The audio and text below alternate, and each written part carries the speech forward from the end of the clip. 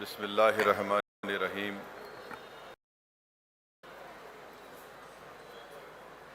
آل India Muslim personal law board کے صدر حضرت مولانا خالد سیف اللہ رحمانی دامن برکاتہ، محترمہ جلیسہ سلطانہ یاسین صاحبہ، کنوینر خواتین All India Muslim personal law board, محترمہ ڈاکٹر قدوسہ سلطانہ صاحبہ، محترمہ حفصہ اختر صاحبہ، رکن All India Muslim personal law board, secretary All India Muslim personal law board محترم جناب قاسم رسول الیاس صاحب، رکن پارلیمان محترمہ ڈاکٹر فوزیہ تحسین خان صاحبہ، رکن پارلیمان مولانا محب اللہ ندوی صاحب، جناب ضیاء الدین نیّر صاحب صدر کل ہند مجلس تعمیر ملت،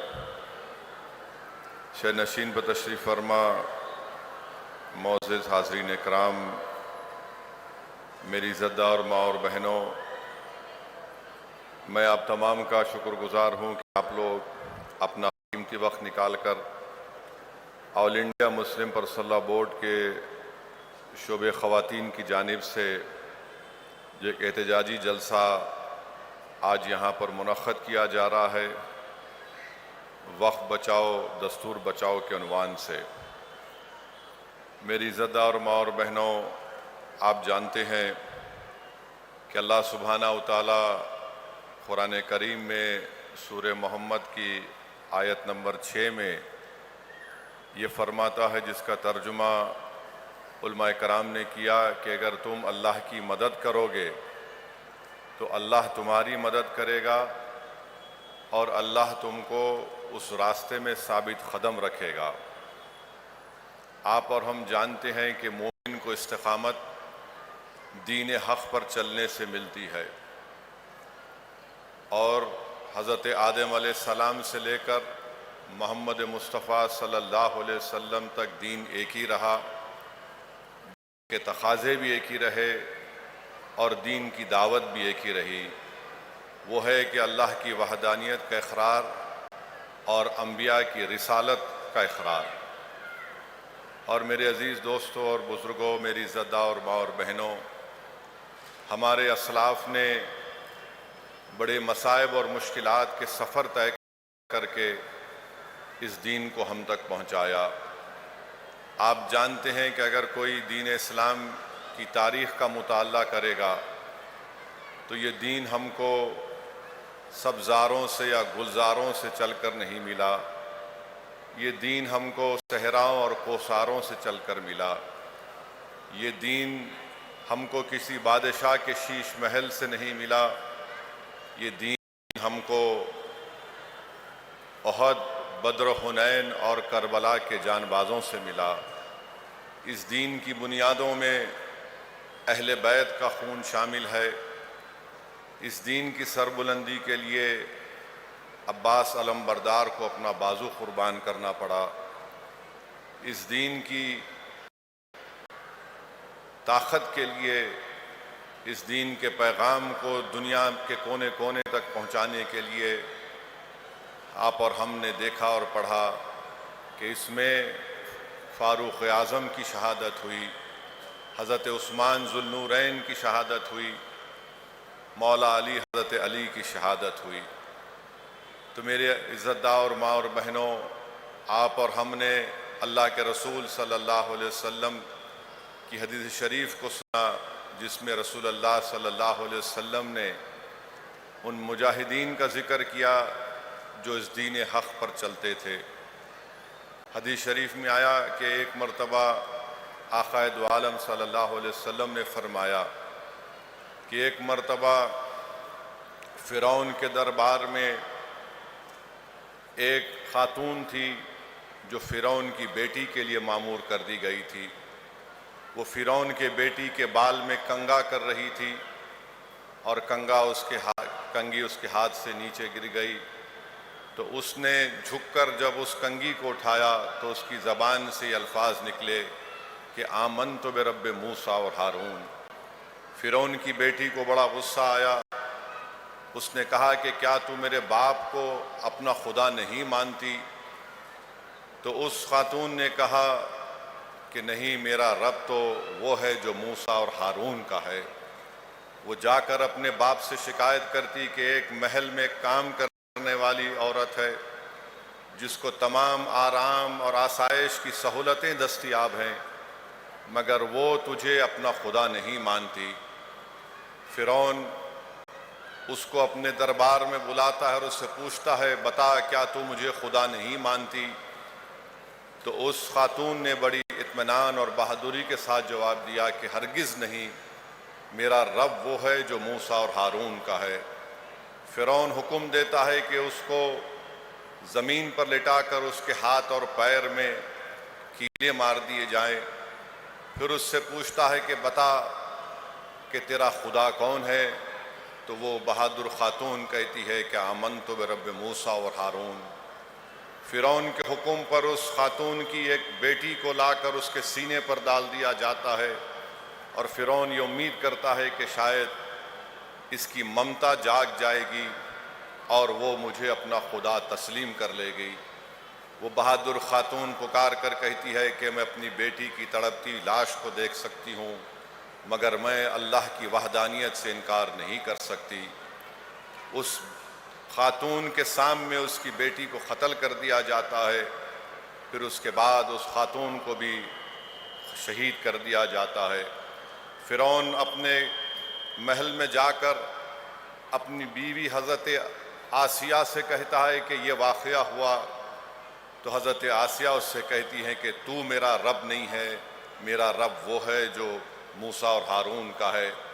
فرعون کہتا ہے کہ میں تجھ سے بدترین تیرا حال کر دوں گا۔ حضرت آسیہ فرماتی ہیں کہ میرا رب وہ ہے جو موسیٰ اور ہارون کا ہے، تو میرا رب نہیں ہے۔ بھرے دربار میں ان پر ظلم کیا جاتا ہے، ان کی چمڑی ادھیڑی جاتی ہے، مگر وہ نیک خاتون اپنی زبان سے ہی کہتی ہے کہ آمنت برب موسیٰ اور ہارون۔ میری زدہ اور ماں اور بہنوں، اللہ کے رسول صلی اللہ علیہ وسلم جب سفر معراج پر جا رہے تھے تو ایک وادی آئی جہاں پر اللہ کے رسول صلی اللہ علیہ وسلم کو خوشبو کی لہریں آپ کو سننے کو ملی۔ تو رسول اللہ صلی اللہ علیہ وسلم نے حضرت جبرائیل سے پوچھا کہ یہ کیا بات ہے؟ تو حضرت جبرائیل نے فرمایا کہ فرعون کی دربار میں وہ بہادر خاتونوں کی خبریں یہاں پر ہیں جہاں سے اس طرح کی خوشبو کی لہریں آ رہی ہیں۔ تو یہ دین حق جو ہم کو ملا ہے اسلام، یہ کسی بادشاہ کے شیش محلوں سے نہیں ملا ہے۔ آپ اور ہم جانتے ہیں وہ ایک صحابی رسول کا واقعہ جن کا نام زبیر بن عوام ہے، جن کو اسلام قبول کرنے پر ان کے چچا خالد بن نوفل نے ان کو ایسی تکالیف دی کہ ان کو ایک چٹائی میں لپیٹ کر اس میں دھواں دے دیا گیا، اور اس کے باوجود بھی انہوں نے کہا کہ میں دین اسلام کو چھوڑنے والا نہیں ہوں۔ ان کے چچا ان سے کہتے تھے کہ چھوڑ دے اسلام کو، اور ان کو مارا گیا۔ انہوں نے دین اسلام کو نہیں چھوڑا۔ حضرت فاروق اعظم حضرت عمر بن خطاب کے پاس ایک خاتون کام کرتی تھی، آپ نے ابھی تک اسلام کو قبول نہیں کیا تھا۔ ایک کام کرنے والی خاتون کا نام حضرت لبینہ تھا۔ فاروق اعظم کو جب معلوم ہوا کہ انہوں نے اسلام کو قبول کر لیا تو عمر بن خطاب نے اس لبینہ سے کہا کہ تو اپنے آبائی دین کو چھوڑ کر اسلام کو قبول کر لی۔ پھر اس کو بے انتہا مارا، اور جب تھوڑی دیر کے لیے رک گئے تو حضرت فاروق اعظم نے اس سے کہا کہ میں اس لیے نہیں رکا ہوں، تجھ پہ رحم کرنے کے لیے تھوڑی دیر آرام کروں گا اور پھر تجھے ماروں گا۔ تو وہ خاتون حضرت لبینہ کہتی ہیں کہ عمر، اس دل میں اللہ کی محبت سما چکی ہے، اس دل میں محمد صلی اللہ علیہ وسلم کی محبت سما چکی ہے، تم مارو یا جو کچھ کرتے کرو مجھے، میں اس دین کو چھوڑنے والی نہیں ہوں۔ حضرت لبینہ رضی اللہ تعالی عنہ سے عمر بن خطاب رضی اللہ تعالیٰ پوچھتے ہیں کہ آخر کیا بات ہے کہ تو نے اس دین کو قبول کیا؟ تو نیک بخت خاتون ان سے مخاطب ہو کر کہتی ہے کہ تم کیسے ہو کہ تم اس خدا کی عبادت نہیں کرتے جو زمین و آسمان کا خالق ہے، تم اس کو اپنا معبود مانتے ہو جو اب تم اس کو ہاتھوں سے بناتے ہو۔ تو میری زدہ اور ماں اور بہنوں، یہ دین ہم کو ان لوگوں سے ملا، اور یہ خواتین کا جلسہ ہے۔ آپ جانتی ہیں کہ اس دین کے لیے سب سے پہلے اگر کسی نے اپنی جان کی قربانی دی تو حضرت سمیہ تھی، جن کو ابو جہل نے نیزہ مار کر شہید کر دیا تھا۔ تو یہ تاریخ ہمارے سامنے ہے، اور ہم امید کرتے ہیں کہ ہماری زدہ اور ماں اور بہنیں بھی ایک ہو کر متحدہ طور پر All India Muslim personal law board کی جانب سے جو وقف بچاؤ دستور بچاؤ کی مہم کا آغاز کیا گیا ہے، آپ اس میں اپنا پورا تعاون پیش کریں گے۔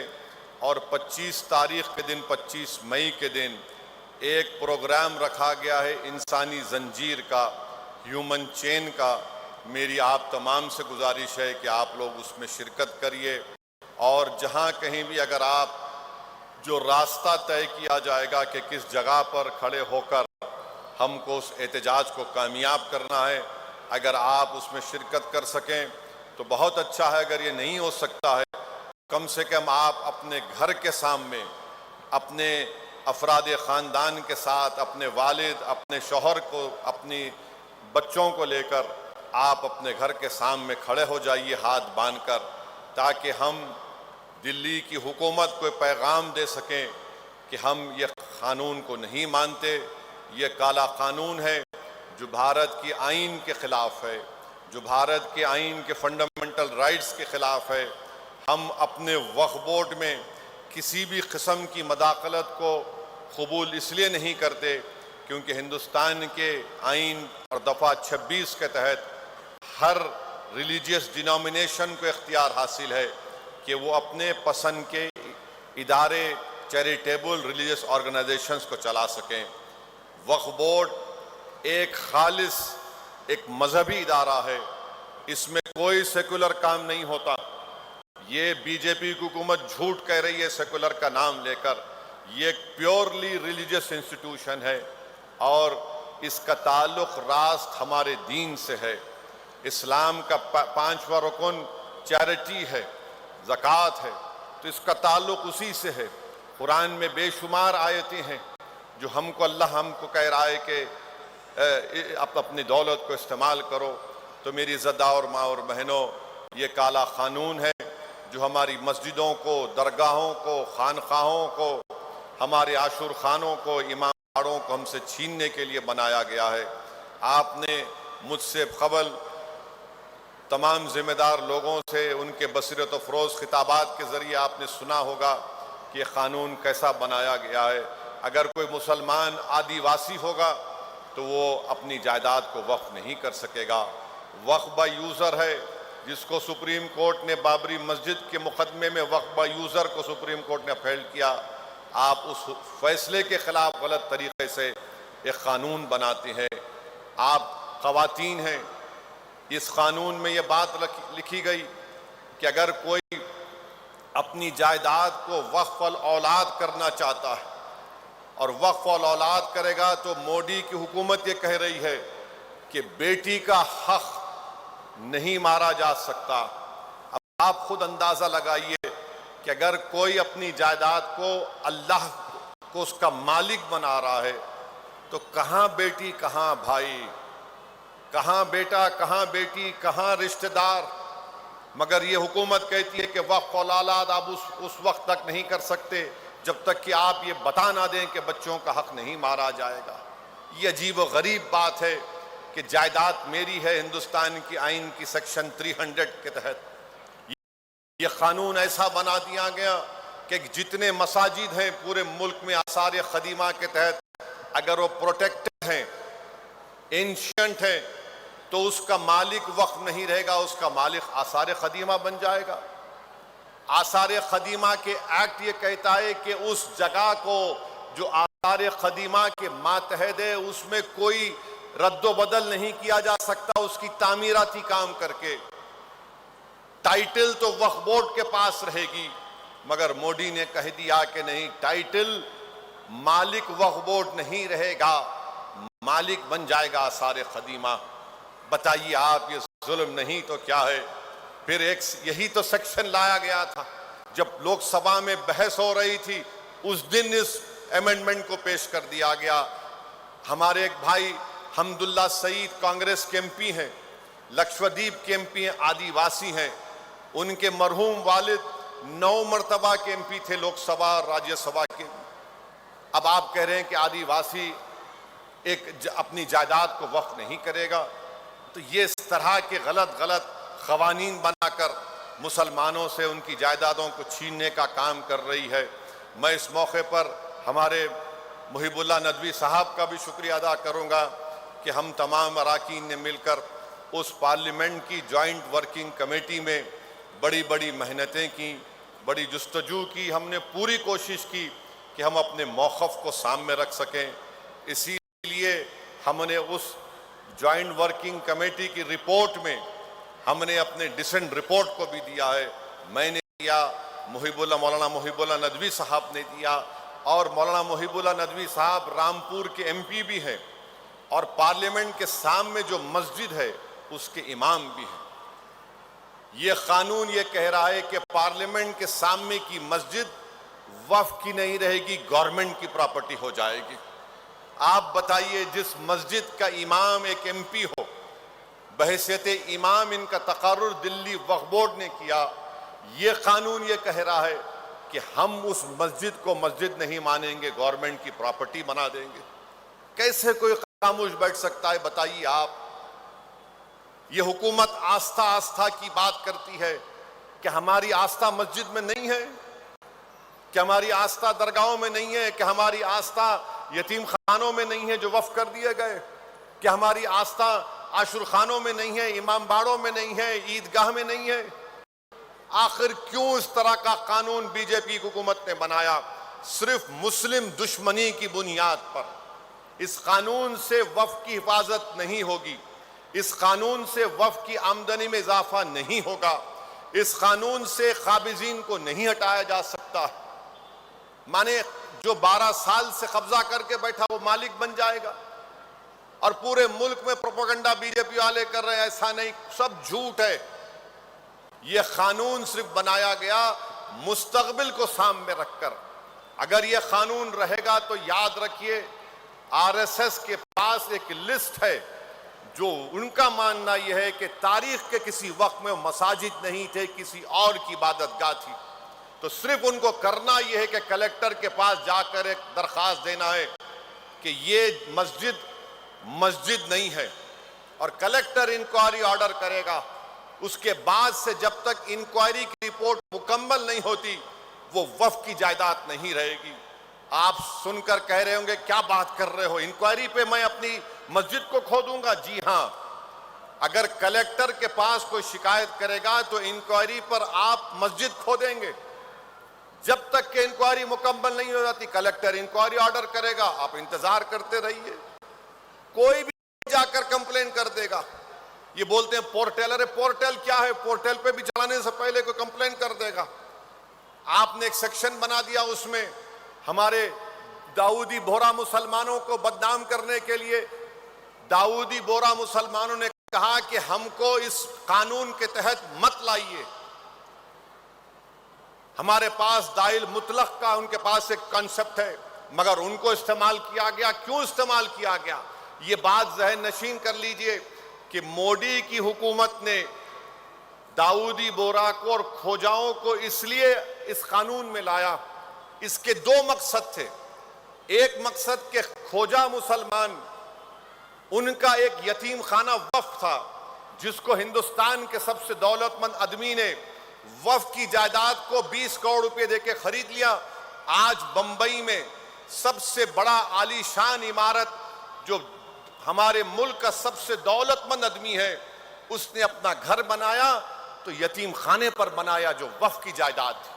اس کو بچانے کے لیے آپ نے کہا کہ کھوجا بھی ان کا وقف ہوگا. کیوں ہوگا؟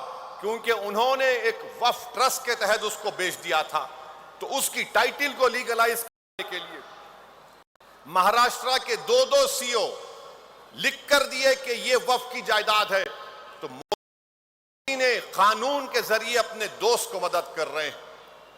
اور یہ جو ہمارے داؤدی بورا کہہ رہے تھے کہ نکالو، ان کا نام لے کے سیکشن 2C لائے اور ان کو ہی وقف بورڈ میں شامل کر لیے۔ تو یہ ان کی شرارت نہیں ہے بلکہ ایک منصوبہ ہے۔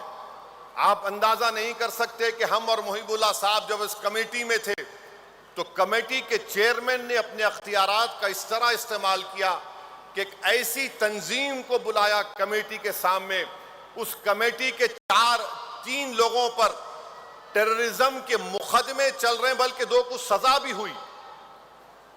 اس آرگنائزیشن کے 3 لوگوں کو بم بلاسٹ میں، جو مہاراشٹرا میں بم بلاسٹ کیے تھے، ان کو بلایا گیا۔ آپ بتائیے اس کا کیا تعلق؟ ایسے لوگوں کو بلایا گیا۔ محب اللہ صاحب کو میں پہلی مرتبہ غصے میں دیکھا۔ ریٹائرڈ ہائی کورٹ کے ججز ہیں، ریٹائرڈ لا یونیورسٹی کے وائس چانسلر ہیں، اور جب ہم ان سے پوچھے کہ یہ بتائیے کہ 5 سال مسلمان ہونے کی شرط کا مطلب کیا ہے، جب میں نے یہ ریٹائرڈ وائس چانسلر جو لا یونیورسٹی کے، تو ان سے پوچھا کہ بتائیے محترمہ، اگر کوئی 5 سال تک نہیں دے سکتا تو کیا 5 سال تک دوسرے مذہب کو دے سکتا ہے؟ تو محترمہ جو ریٹائرڈ وائس چانسلر ہیں لا یونیورسٹی کے، انہوں نے کہا ہاں بالکل وہ دے سکتا ہے کسی عبادت گاہ کو۔ میں نے پوچھا پھر مسجد کو نہیں دے سکتا؟ بولے نہیں، مسجد کو نہیں 5 سال تک۔ میں نے کہا کیا یہ دوسرے دھرموں میں ایسا ہوتا ہے کہ 5 سال تک تم اگر کسی دھرم کو مانتے، کیسے بتائیں گے کہ مثال کے طور پر آپ خاتون ہیں، آپ وقف کرنا چاہ رہے ہیں، کون آ کر دیکھے گا کہ آپ دین پر چل رہے نہیں چل رہے؟ کون طے کرے گا؟ اور انگریزی کا ورڈ کنٹروینس لکھا آپ نے، کہاں سے طے ہوگا؟ مقصد کیا ہے کہ چھین لینا۔ بلکہ وہ محترمہ جاتے وقت مجھے ایسی غلط الفاظ میں، ان پارلیمنٹری لینگویج میں مجھ پر ایک تانا مار کے گئے۔ اس وقت محب اللہ صاحب اٹھ گئے، مجھے ان کو بڑی مشکل سے روکنا پڑا، ورنہ ماحول کچھ اور ہو۔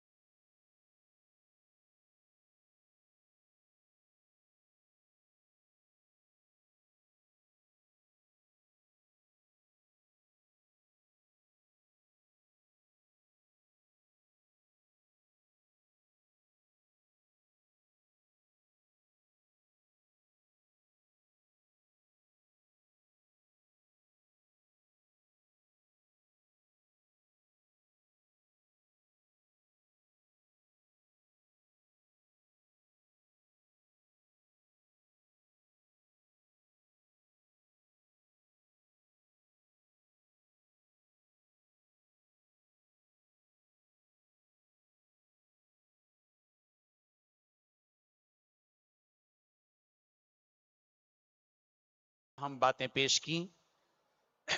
معزز خواتین، کچھ کام آپ کو کرنا ہے۔